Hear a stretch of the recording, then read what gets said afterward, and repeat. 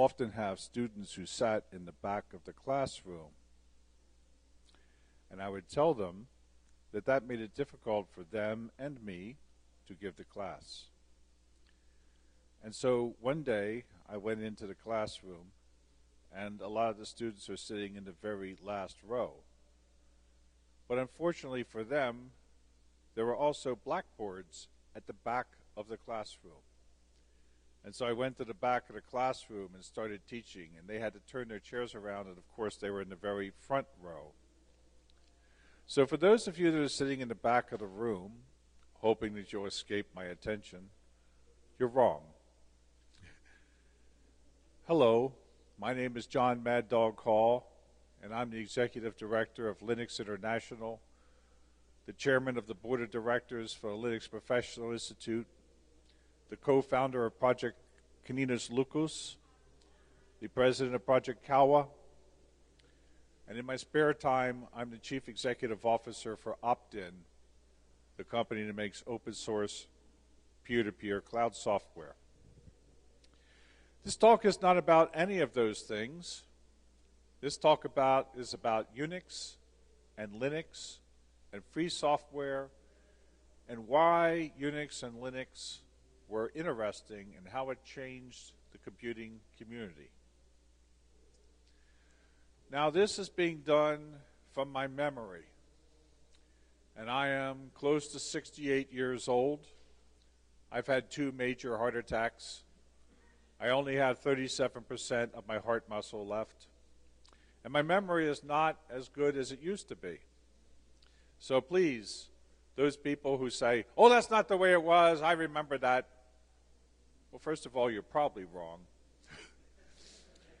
And number 2, you're welcome to do your side of it in your talk someday, okay?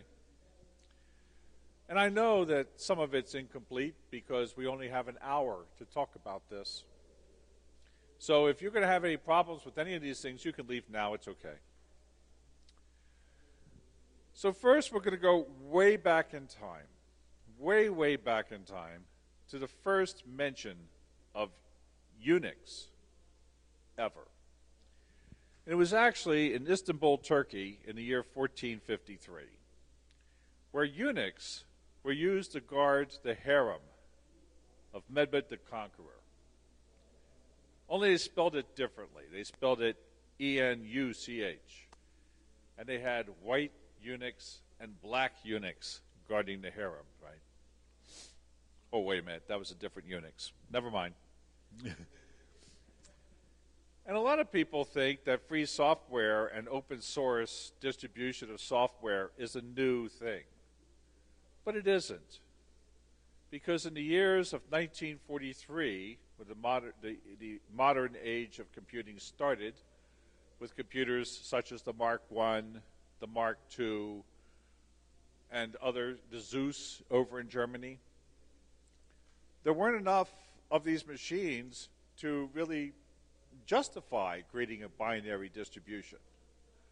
And even as they started to be produced in larger numbers, there were so many people making so many computers of different architectures, and they cost so much money so that most people could not afford them. It still did not make any sense to create a binary distribution of your code for any particular product. And the way that you actually bought a product back in those days, let's say a compiler, this was back around, say, 1973, is that you would negotiate with a company as to how much you were going to pay for that compiler. And when I say pay, negotiate with a company, it might take months of negotiations to say, yes, I want to buy a copy of your compiler, and I want to put it on this type of computer. How much am I going to pay you for that? And the answer might be 100,000 US dollars in 1973. In 1973, 100,000 US dollars could buy 3 homes.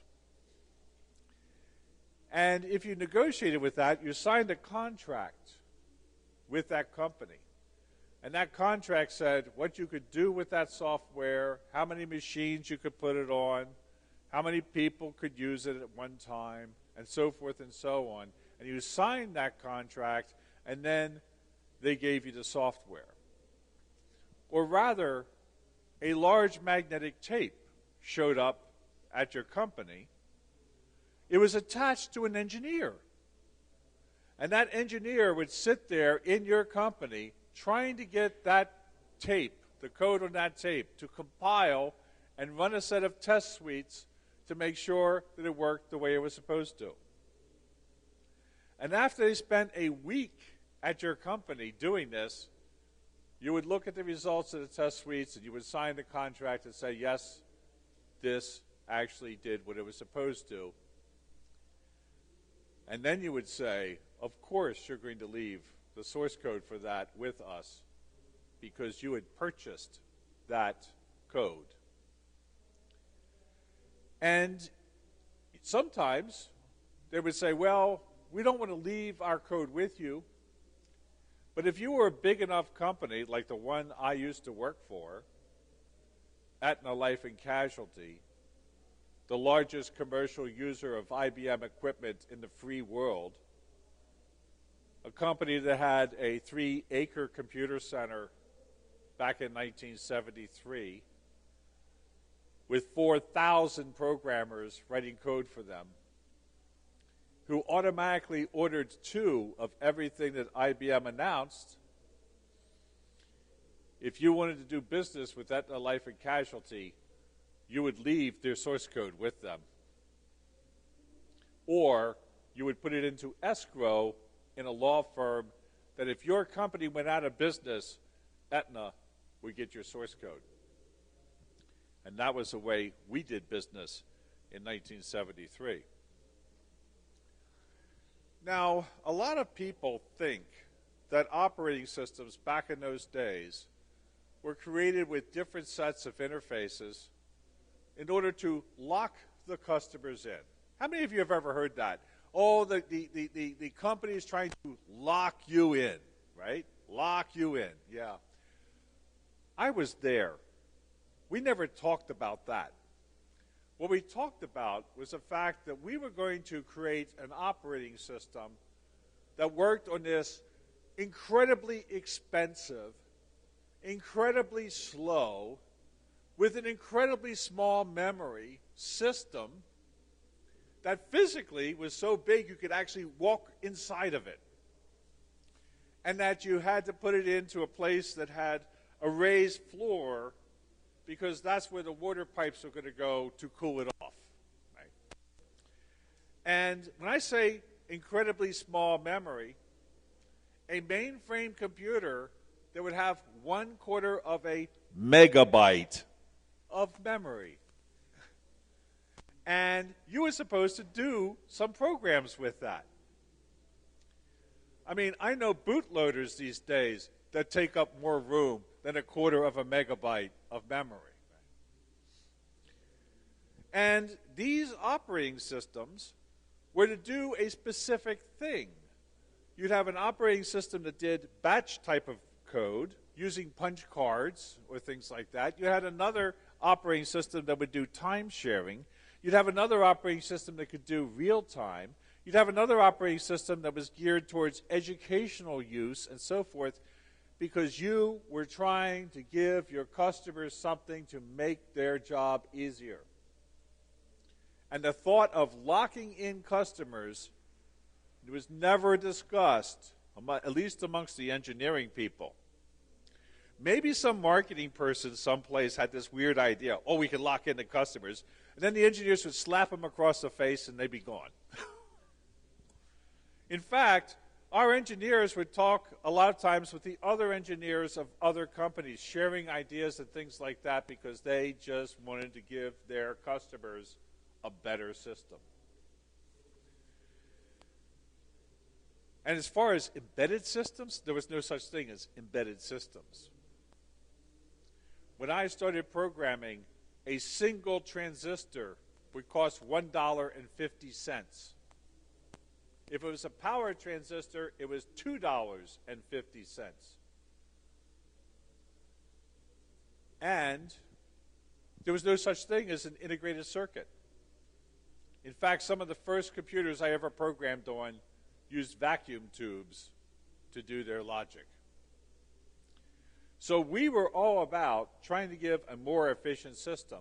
And if it was true that we were just trying to lock our customers into using our hardware and our software, then the PDP-11 would only need one operating system on it, when in reality, the PDP-11 had 12 operating systems. RT11, RSX11, Vistas, IAS, Unix, several different types. All these different systems ran on this one piece of hardware from DEC because we were trying to give our customers the best system. Now, in 1969, there was free software. I know because I took advantage of it. I was a college student and did software for my little PDP-8 computer system. Now, as I said, back in those days, a compiler, a commercial compiler, might cost $100,000 US. And I'll tell you, as a college student, I did not have $100,000 US. So I joined a group called DECUS, the Digital Equipment Corporation User Society. And there were other ones. IBM had Share, Novell had Brainstorm, and so forth. And you could go to these organizations and you could pay $15 and get a paper catalog of programs for different operating systems that you could then buy for the cost of copying. $5 US would get you a text editor on paper tape, and $15 would get you an assembler because it was a much longer paper tape. And you would look through the catalog, you pick out the programs you want, and you would order them. Now, in 1969, $5 was a lot of money for a college student because $5 would buy you 10 pitchers of beer. And so you had this choice, text editor or 10 pitchers of beer. And I think you can see the direction I would normally go. Now, the thing was that this was free software. In fact, in 1969, you could not copyright software. You could not copyright a binary distribution. You could not patent software. This was way later. This came about. And so once you got that paper tape, you could go to the school store, buy fresh paper tape, and then make copies of it and sell it to your roommates for $1 a piece. And after I'd made 10 copies, I both had my text editor and I had my 10 pitchers of beer. And so I was one of the first Red Hat companies making copies of this. Now, where did this software come from? It came from people who needed the software for their own business, for their own use. Back in those days, you could not get a computer science degree.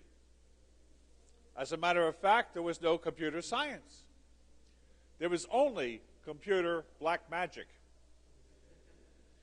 And if you were involved with computers, you belonged to the chemistry department or the math department or the electrical engineering department, and you were writing programs to help you with your chemistry, to help you with your electrical engineering, to help you with whatever you were doing.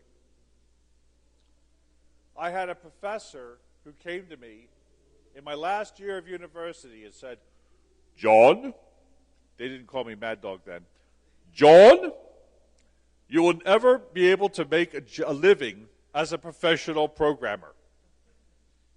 And 50 years later, I'm still trying to find out if he was right. So in any case, these people wrote these programs for their own use and then said, what am I going to do with it? Should I sell it? Should I try and sell it? Well, let me tell you something. After 50 years, I can tell you that selling software is really hard. You have to advertise it, you have to support it, you have to write good documentation for it, you have to, fix bugs for it, all these things.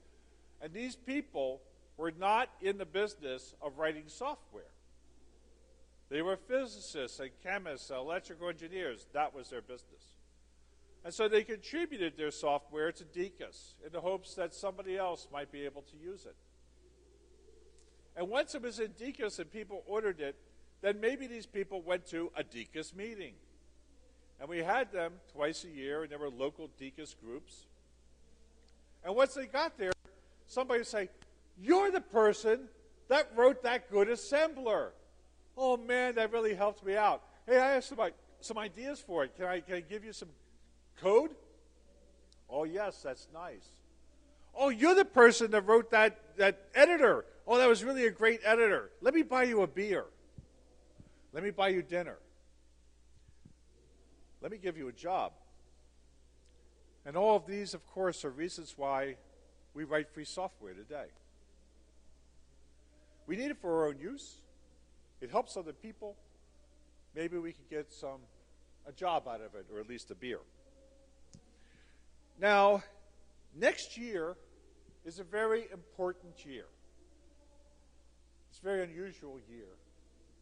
Because in 1969, 50 years ago, two people, Ken Thompson and Dennis Ritchie, at Bell Laboratories in New Jersey, decided that they were going to write an operating system just for fun.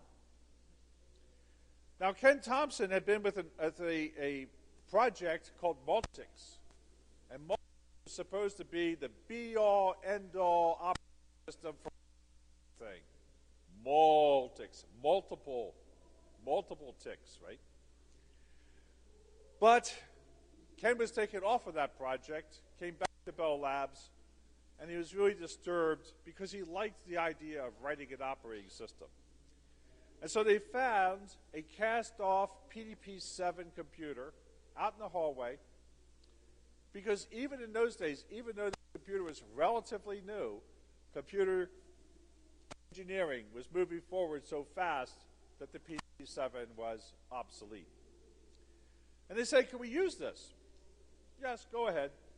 They were a research organization. They weren't expected to make anything.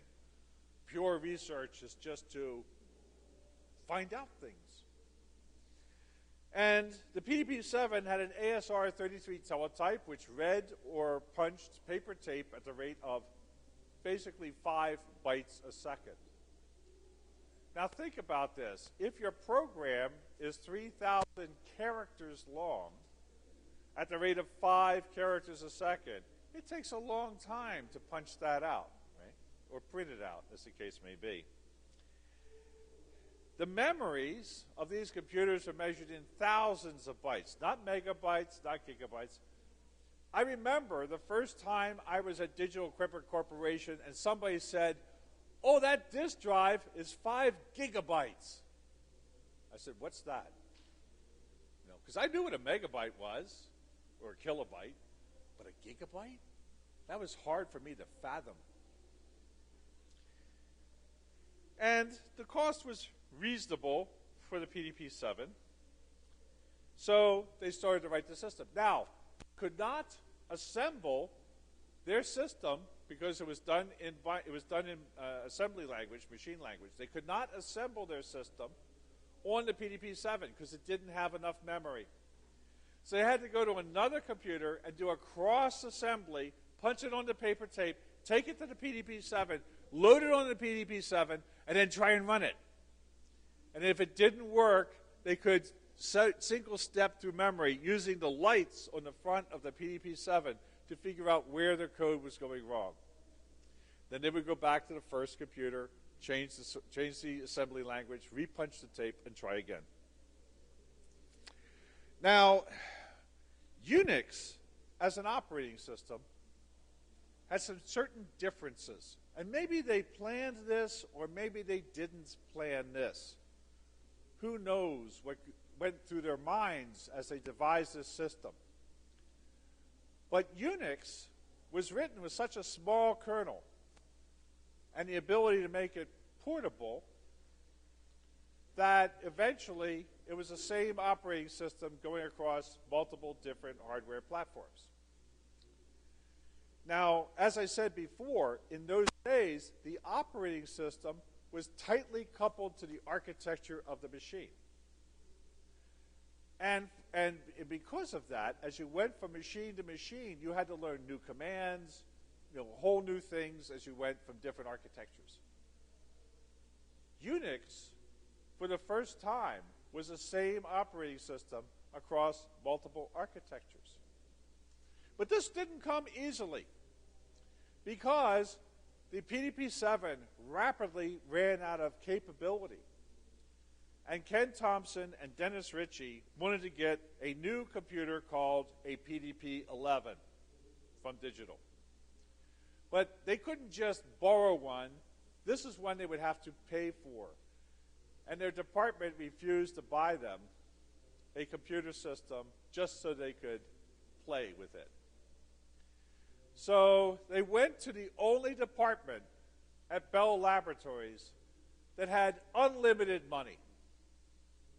It was just flowed like water to this department.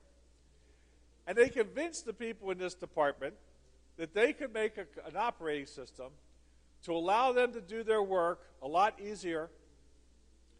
And so this department gave them the money for the PDP-11. What department was this? Central engineering? Nah. Business administration? Nah. The legal department. And this explains why so much of the commands in Unix are character-oriented.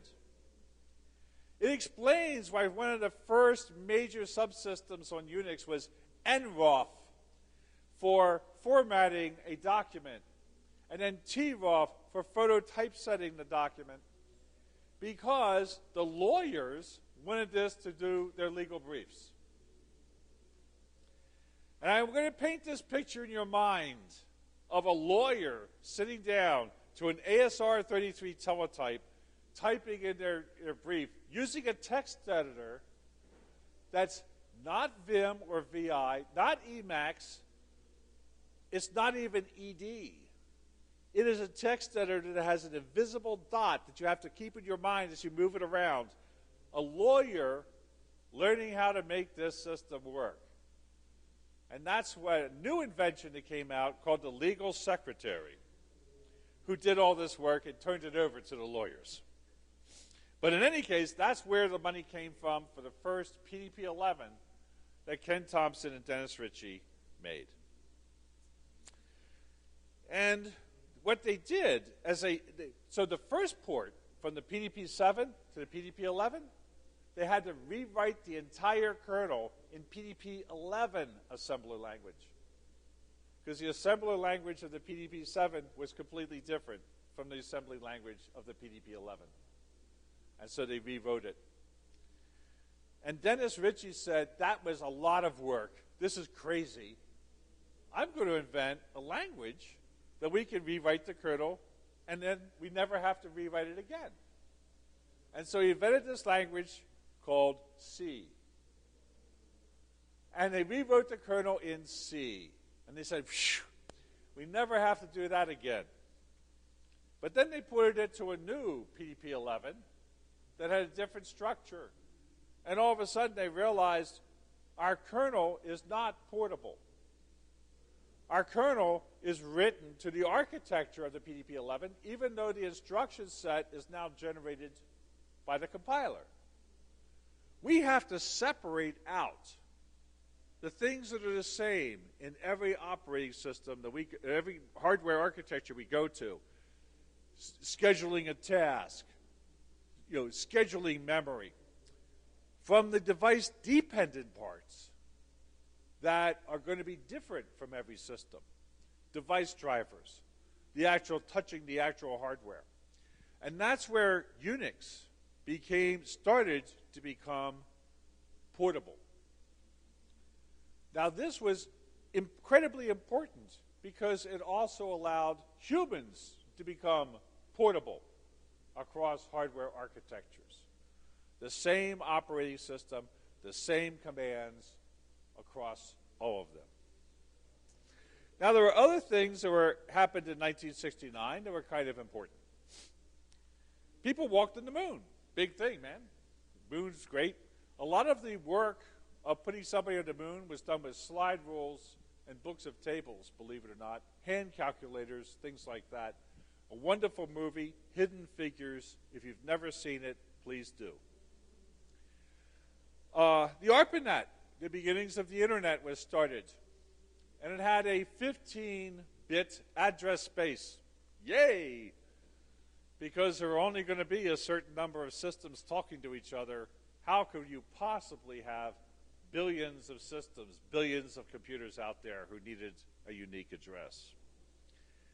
Linus Torvalds was born. Yes, next year Linus will be 50 years old. I feel incredibly ancient because I knew him when he was a 21-year-old college student. And I wrote my first program in 1969. It was written in Fortran. All capital letters, please. It's not Fortran 2, Fortran 4, Fortran 77, Fortran 90, High Performance Fortran. None of those. It was just Fortran, because why would you need any other language? I hadn't heard about C yet. And I was using punch cards. Everything was cool. And one more thing happened in 1969. It was the last time I ever shaved. And for 30 years, my mother would say, "Are you ever going to shave?" "No, Ma." And then she stopped saying it. And about 2 years before she died, she said, "You're never going to shave, are you?" I said, "No, Mom." And then she died. Somehow I feel sad about that. But that was the last reason why I would ever shave, so I'm never going to shave. Now, past that point, Unix started to spread. Ken Thompson loved teaching in universities, and he would go on sabbatical for Bell Labs, and he would go to these universities, and he would take along his favorite tape of his favorite operating system and use that to teach operating system classes. He reveled in this. And one of the places he went was the University of California, Berkeley. And he taught out there for a number of years, on and off. Now, people often think Unix was free. No, it wasn't. If you were a research university like University of California, Berkeley, Carnegie Mellon, MIT, Stanford University, you could get a site-wide license for Unix with the source code for $350 US. But if you were Hartford State Technical College, just trying to teach people a little bit about data processing, and you wanted to show them how to use Unix, it was $160,000 per CPU. And that just got you the license from AT&T. The other thing was you had to find the person inside of AT&T to tell them your serial number of your computer. Now, how many of you know the serial number of your laptop? Or your TV at home, the smart TV. You know the serial number of that, right? You got it right on the tip of your tongue. No. We had to tell them, and if that computer broke, we had to call that person up again, and they probably had changed jobs by then. We had to call them up again and tell them the serial number of the new computer before we could move the code.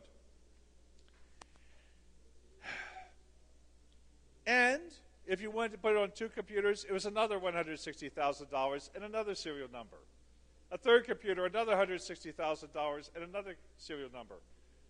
Because this was a telephone company, they didn't understand volume discounts. But then, what happened was a company called Sun Microsystems had invented a new little desktop computer using a Motorola chip, something developed at Stanford University as a project, and they needed an operating system for it. CPM was not good enough, too simple, not powerful enough. They went to Digital Equipment Corporation and asked for our VMS operating system, and we kind of laughed at them. But then a guy named Bill Joy had been working at the University of California, Berkeley, and said, why don't we use Berkeley Unix. And Sun Microsystems went to AT&T and said, if we only distribute this as a binary license, not source code, could you give us a different license price?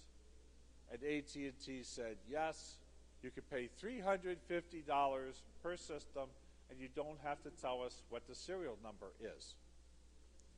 Now, $350 still sounds like a lot of money, right? But it was because it was going to go on a piece of hardware that was going to sell for $150,000. So $350 was noise in the wind. And this allowed you to have 3 people logging into the system at one time. Actually, I'm sorry, $350 was actually unlimited number of people. But if you only wanted to have 3 people logging in, it was only $150. Now, why would you need 3 people in a personal system? Well, one person might be logged in as the user. One person might be logged in as root, systems administrator, super user. And the third person logging in was UUCP, Unix to Unix copy, which was the networking that was allowed in Unix systems back in those days. And Unix to Unix copy, you wanted to copy a file to another system, you would say, send this file over to that system, and your computer would actually dial up on a modem. And then transfer the file at the amazing rate of 110 characters a second. But that was okay because we were only sending ASCII files there, not MPEG-3s or videos or anything like that, so that speed could do it. But that only got it to the next computer because this was a store and forward system. And you might have to put 5 or 6 computer names in a line separated by exclamation points, which we called bang. Hall, shaman, exclamation point. Shaman, bang, decfax, bang, hall. Would get it to me. Now, all the people using Unix at this point were used to using source code because they were universities, people who had source code license already. And we would go to these meetings every year called Unix meetings, where we would talk about great things with Unix, exchanging ideas, so forth. And that was okay because we all had source code licenses. And then one day, we had a Unix meeting, and somebody from my Sun Microsystems stood up, talked about all the things that they had been doing. Everybody said, this is a great thing. You know, let's go to the machine room, let's exchange the code. And Sun said, no. Because we are only distributing binaries of this, and we are not going to distribute the source code. And everybody in the Unix audience went, boo, boo, just like in Princess Bride. But over the years, more and more companies, Dell, Hewlett-Packard, IBM, also started creating binary-only distributions, also started coming to the meetings, talking about what they did, but not sharing the code. And this became more of the norm. And the people in the audience were less and less booing and hissing and more acceptance of this. Now, this created some other problems. This started to cause fragmentation amongst the Unix systems. Remember I said how Unix was so great because you have the same commands, the same operating system across all this hardware? These binary-only systems from these different vendors started to differentiate, started to be different. And the things that would work on one system would not work on the other systems. And each one of them called it a different name. Digital's was Ultrix. IBM's was AIX. Sun's was Sun OS. And so customers, when they went out there, said, I want Unix. And they couldn't understand why they couldn't find Unix. They just found these other things that everybody said was Unix. But it wasn't. And this created some real wars in the Unix communities. One group was called USL, and that was made up of Sun and AT&T and they wanted to have a System 5 interface. And the other group was called the Open Software Foundation, also OSF, and they created, theirs is made up of Hewlett-Packard, Digital Equipment Corporation, IBM, basically everybody except Sun and AT&T. And there were big wars in between going on, which caused a lot of hardship in the industry. At the same time, 1977 to 1983, the beginning of shrink-wrap software started to come out, because in that time frame, the microcomputer came out. The Atari, some of the Radio Shack computers, things like that could run operating systems like CP/M. And they started MS-DOS, the early versions of MS-DOS. And people started to create computers like cookie cutters and cookies. Why can't we do software the same way? And it was during this time that the concept of you buying the software changed to you renting the software. And your end user license was created that if you just used the software one time, you agreed to that, even if you've never read it. Likewise, your warranty was there. That was worthless or worthless. And at first, hobbyists tried to keep the open source software flowing. They had bulletin boards and things like that you could copy it down. But eventually, a lot of that disappeared too. Now, of course, there was one person at MIT in 1984 who objected to this. His name was Richard Stallman. He was a student at MIT, and he was responsible for keeping Unix systems going and everything. And one day, he got this Unix system where he was expecting source code, he got only binary. And he was trying to make a printer work, and he couldn't do it, and he couldn't see how the code worked. And this so infuriated him that he decided to start a project called GNU, which stands for GNU is not Unix. And then later on, he formed an organization called the Free Software Foundation to try and promote this with other things. And he wanted to create an entire operating system that was available in source code form. And he started with this program called Emacs. And some people say that he could have stopped with Emacs because Emacs is basically an operating system. Schedules memory, schedules tasks, things like that. But he went on and he created a compiler suite called the GNU suite. And even though the GNU suite was not as efficient, it didn't generate as efficient code. It had this one advantage over the other compiler suites. And that was the fact that it used the same syntax and semantics for each language, no matter what hardware you were on. And that meant that the number of if-defs that you could have in your source code, because you weren't using DEC-C compiler or Hewlett-Packard C compiler or all these, you were using one compiler across all these systems, overwhelmed the fact that the code produced by the GNU suite at that period of time was 30% less efficient than some commercial compilers. These days, the GNU compilers are fairly efficient. They get within about 2 to 3% of a commercial compiler. And that's good enough.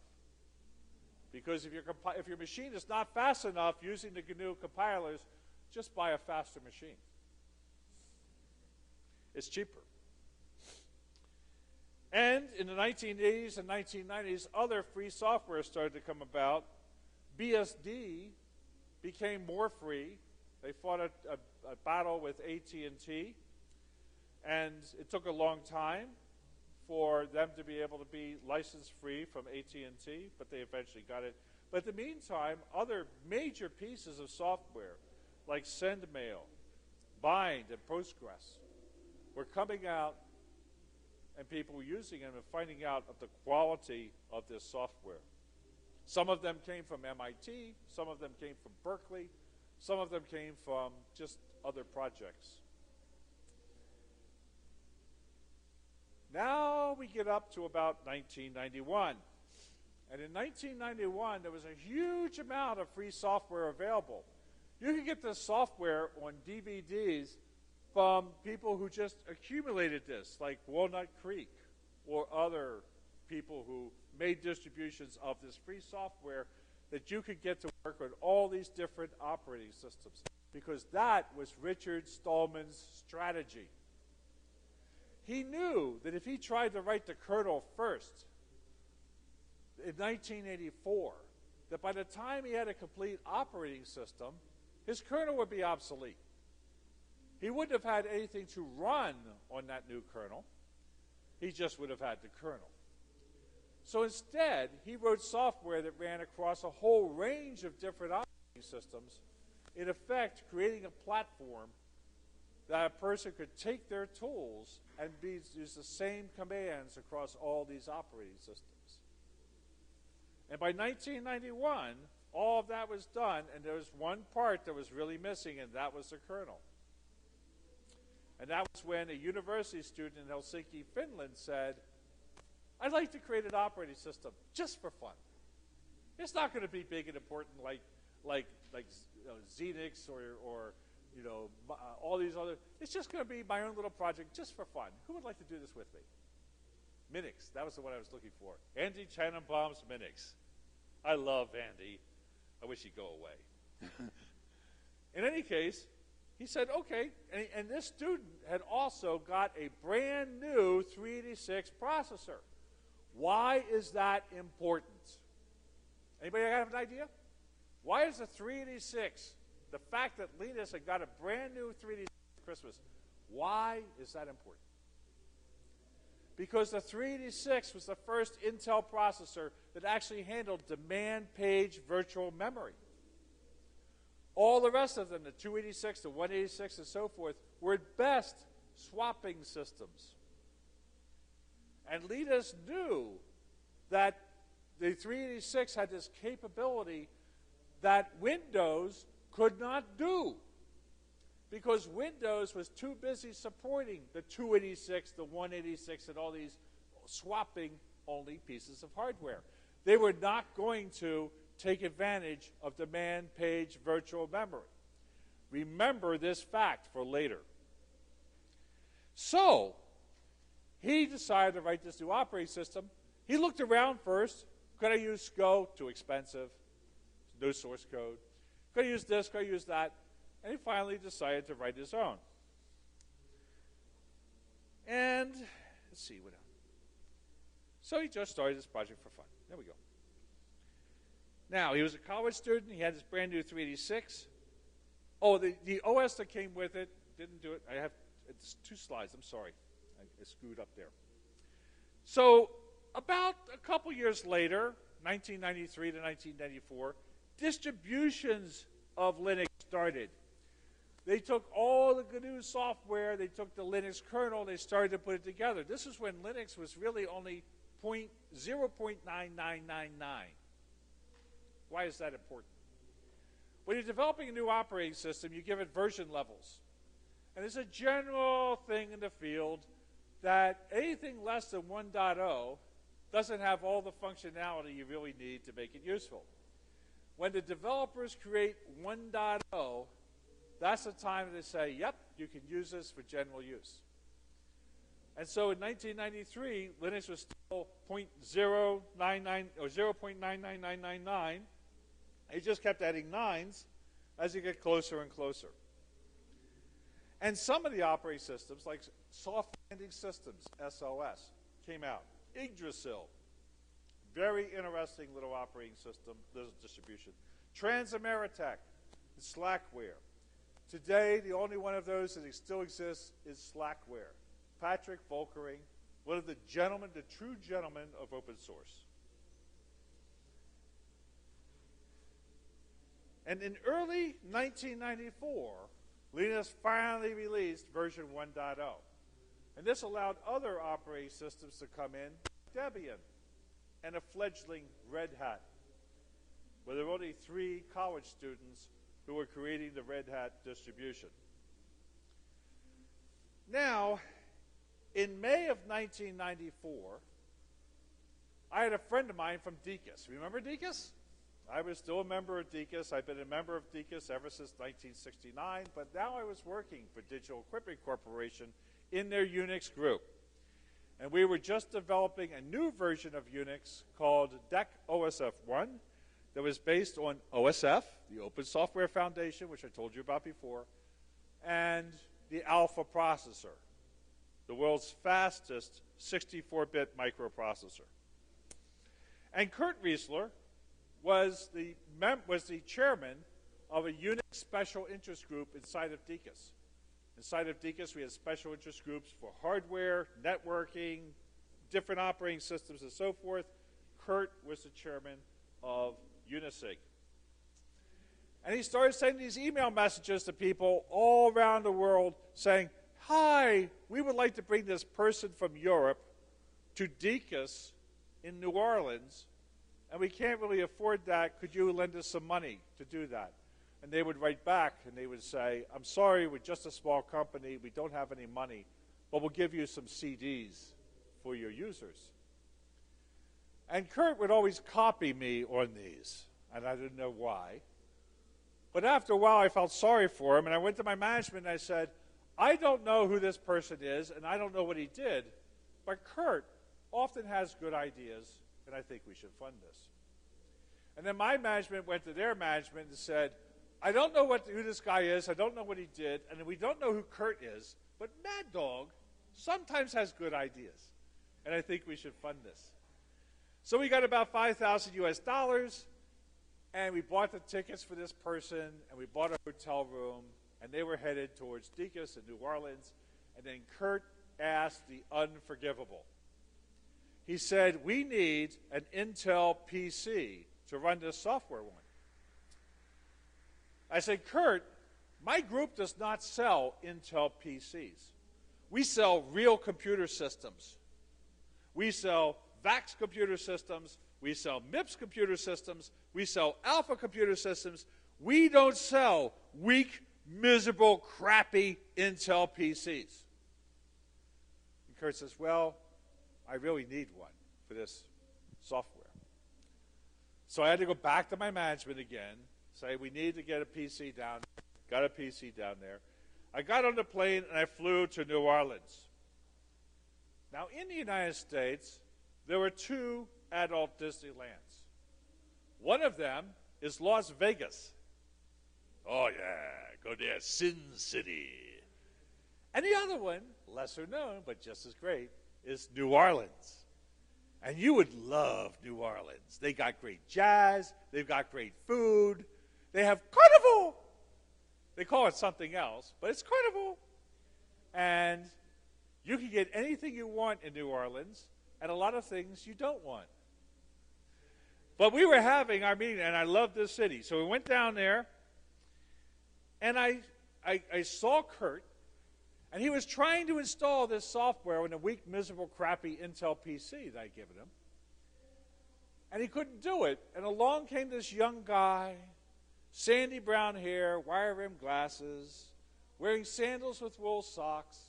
And he said in this lilting European accent in perfect English, may I help you? And Kurt looks at him and smiles and says, yes, I think you can. And 10 minutes later, Linus Torvalds had installed Linux on that weak, miserable, crappy Intel PC. This is the first time that Linus had ever installed Linux off of a CD-ROM. Because the way that Linus installed Linux was he would take and build the distribution on his second disk drive, then boot his second disk drive to install it on his first disk drive. That's the way he installed Linux. And so they then invited me down to sit and play on this system. And I started to sit down. And remember, this is a weak, miserable, crappy Intel PC. I started to use it. How many of you play piano or organ or some other keyboard? Yeah. You know that when you play even the crappiest piano, if it's well-tuned, you can usually get some fairly good sound out of it. But when you play a really great piano, one with all the keys perfectly weighted and all in the right time, It's just a joy to play. Your fingers fly across it. That was what it was like with that early version of Linux. If I thought of it as System 5, it was System 5. If I thought of it as Berkeley, it was Berkeley. And it was so responsive and so snappy on this weak, miserable, crappy Intel, 32-bit Intel PC. I was amazed. And Linus was going to give 2 talks that day about his little project. He went to one talk, and he was so nervous. He was breaking out in sweat. And he said, I think I'm going to vomit. I said, Linus, there's only like 40 people in the room. Yeah, I know. If it was 5 people, I'm still going to. But he managed to get through that. And then I took him out on that boat, the Natchez riverboat. We go up and down the Mississippi River, listening to jazz and drinking these drinks called hurricanes. The reason that they're called hurricanes is because they're so strong. You drink 2 of them, it feels like you've been hit by Katrina. And we're going down the river, and we're standing up on the bow of the boat, and I turned to him and said, Linus, have you ever thought about porting Linux to a 64-bit computer, like the Alpha, and a RISC computer to get all the Intel-isms out of the kernel? Now, I have to explain Intel-isms. As I said before, if you write an operating system to a specific architecture, a lot of times you take shortcuts in order to take advantage of that architecture. But those shortcuts make it less easy to port to a new system. And I wanted to see Linux, I wanted to use Linux for research in 64-bit problems. And I saw it as the perfect answer, because if you did that research, you could then exchange your source code with other researchers to make your research go faster and better. And Leah said to me, yes, I have thought about doing that. I've contacted the DEC office in Helsinki, and they're having problems getting me an Alpha, so I may have to do the IBM PowerPC instead. I dropped my hurricane on the boat, and I never drop a drink. And I said, don't do anything rash, because just give me a day or 2. And I went back to my office in New Hampshire, Digital Equipment Corporation, and I called up a friend. Now, a lot of people, you would think that if you're doing some type of work and stuff, you write a white paper, and you give it to your management, and they carefully consider it. And then they find it in the budget, and then they get you the money, and so forth and so on. But I didn't have that type of time. So I did the real way you do things in industry. You call in favors. And I'd been at Digital Equipment Corporation for 16 years, and I had a lot of favors to call in, and I started calling them in. And I called up this guy named Jim Jackson, and I said, Jim, I need an Alpha system sent to Helsinki, Finland right away. I don't have the time to tell you who it is and what it's for. What can you do for me? Now, I'm going to tell you, this is not a $400 system. This is not a $2,000 system. This is a $30,000 system in 1994 that I'm asking this guy to send to Helsinki, Finland for something he does nothing about. What can you do for me? Well, I just so happened to have one. And he told me what it was. I said, yep, 21-inch monitor, 3D graphics manual. And, all these other things that you're going to laugh, 96 megabytes of main memory. $30,000. I says, that'll do. You throw in a 6mm tape drive or 4mm tape drive to do backups, you got a deal. He's laughing. He says, what are you going to pay for? I'll pay for shipping. The next day, it was on its way.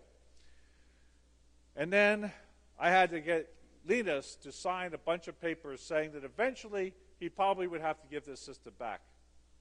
And Linus, as he signed the papers, said, will I ever really have to give this system back? I said, Linus, I've been at Digital for 16 years. I've never seen any system come back with a loan of products. And so he signed it. And we were done. Unfortunately, as we shipped it, we didn't really do the paperwork right, and we said we were shipping it to Linus instead of shipping it to Digital Equipment Corporation and letting them give it to Linus. So when it hit customs, the Helsinki office had to pay $15,000 in taxes just to get this system to Linus. So then we did the Alpha Linux port. We started in January 2000 of, no, I'm sorry, that's wrong. We started January of 1995, just a few months after I met Linus. And we had various people from the Linux community helping us with the port. Some people actually bought Alpha systems to help us. In 1994, there was another problem that was happening. Supercomputer companies were going out of business. Cray, ECL, and others were going out of business. And yet we needed supercomputers. And so Linux was ported in a project known as Beowulf. And it created the supercomputer model. Today, of the 500 fastest computers in the world, all 500 run Linux. What types of problems are they solving? A whole range of problems necessary for human existence, including image rendering. The first movie to really use image rendering to a big scale was the Titanic. It was done by a company called Digital Domain that used 160 alpha processors to render the Titanic over a 1-year period of time. During the daytime, they ran Windows NT on it so they could do their editing and stuff, but at night, those 160 systems were used as a Beowulf system to do the rendering. And then, of course, there's Blender. I'm just throwing in a word for them. Now, in 1996, I actually came to Brazil for the first time, and I went to the University of Sao Paulo, and I saw the most amazing thing, a university with 100,000 students, 16,000 PhDs, and they were using Linux there to do real-time Toy Story 1 quality rendering. Normally, Toy Story 1 would be rendered over a period of time, just like the Titanic was. The university was doing the rendering in real time. Amazing. They had shortened the time to evaluate a mammogram for cancer from 20 hours to 10 minutes using a Beowulf system and Linux. And people were creating workstation farms out of relatively useless computers doing real scientific supercomputing work. Linus moved from Helsinki, Finland to Silicon Valley, worked for a company called Transmeta, but still continued to do his work on the Linux kernel. I started traveling, talking about Linux. Ironically, one of the first places I traveled to was Helsinki, Finland, because they wanted to have a seminar about Linux, but Linus had already moved, so they chose me instead. I started going around the world. I went to the University of the South Pacific in Fiji. They wanted to use Linux, but their tie-in to the internet was one 1200 bit per second modem. As they tried to bring the operating system over the internet, there'd be a storm in the South Pacific, the internet would drop, and they would lose it. So I gave them a CD of Linux. And when I went back 2 years later, everything in the university had been converted to Linux. I felt a little like this. In September of 1998, the database is ported.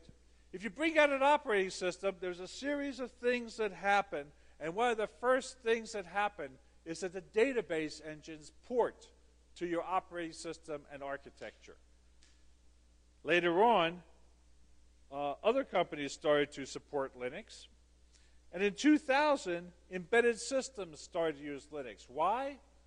Because embedded systems, for the first time, were converting and attaching to this thing called the Internet. And they needed security, and they needed a good networking stack, and they were using all these weirdo processors, which meant that they had to take their proprietary systems and port them, and that was a lot of work.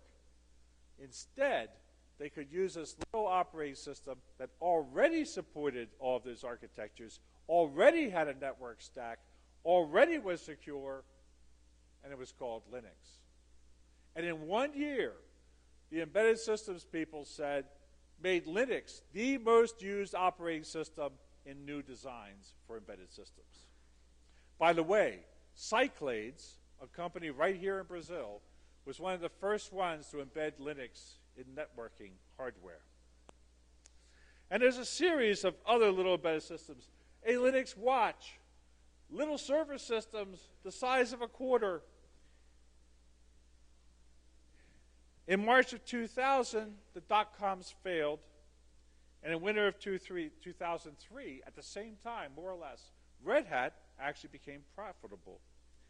In Curitiba, Brazil, a high school that had nothing, no computer lab or anything, went out, got a whole series of computers, took them apart, put them together, put Linux on it, and created their own laboratory. And the students learned 3 times what a computer was like, how to really configure it, and how to have pride in what they had done. So Linux is now coming of age. And off of that, we've had other things like free culture, Creative Commons, open hardware in the Arduino and other systems. Kininas Lucus, which is happening here in Brazil, and this summer we'll be producing computers designed here in Brazil, manufactured here in Brazil, and I hope that you'll support them here in Brazil. And so today, 100% of the top supercomputers are running Linux, half of all the server systems in the world, and we're outselling Apple on the desktop, and Android is outselling iOS on the phones. The future, I said this back in 2011, that Nokia was going to give up on Windows and use Android. I was ahead of my time. Project Kawa, this is estimate of the future. Project Kawa may reach its 1 millionth professional using free software, creating 1 million jobs. That's what I want to see happen. In 2015, Ballmer admits he's been using Linux all along. 2020, the newest GNU Linux supercomputer has 1 trillion processors. And if they had to use a proprietary operating system, it would have cost a huge amount of money more, $35 trillion more. Linus admits he's glad he got rid of the large kernel lock. And then Steve Jobs says that OS X was not used because they were holding their computer wrong. 2030, software patents are ruled invalid around the world, as they should be. They were really stupid, the U.S. justice system admits. And the Microsoft and Apple wars end because both companies are out of business. And free software wins. Linus Torvalds retires. He comes to join me in an enterprise which I'm calling plus BS, which stands for Maddog's Monastery and Marina of Math, Music, Microcomputing, Microbrewing, Microwinery, Microdistillery, and Bait Shop. Because if you have a marina, you need a bait shop. And this is a real business plan. This is not funny. This is not a joke. I am going to be creating this, and we are going to drive free software to its logical end. And in 2060, free culture brings world peace. And so I'd like to thank the Linux community on behalf of a lot of projects, millions of projects around the world that benefit from the free software that the Linux community makes, the open source community makes. And remember, if you want to see the most important person in free software, when you get up in the morning, take a look in the mirror. And now, as I close, I have an assignment for you. Next year is the half century of Unix, the internet, and my beard. It is the quarter century of version 1.0 of the Linux kernel, Beowulf supercomputers, and a variety of other things, Alpha Linux. And so I have an assignment for you. FISL is back.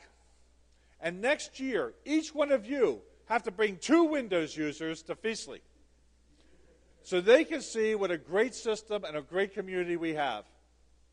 And you have to go out and talk to sponsors to get them to sponsor FISL so we can be even better and bigger than before. Thank you very much.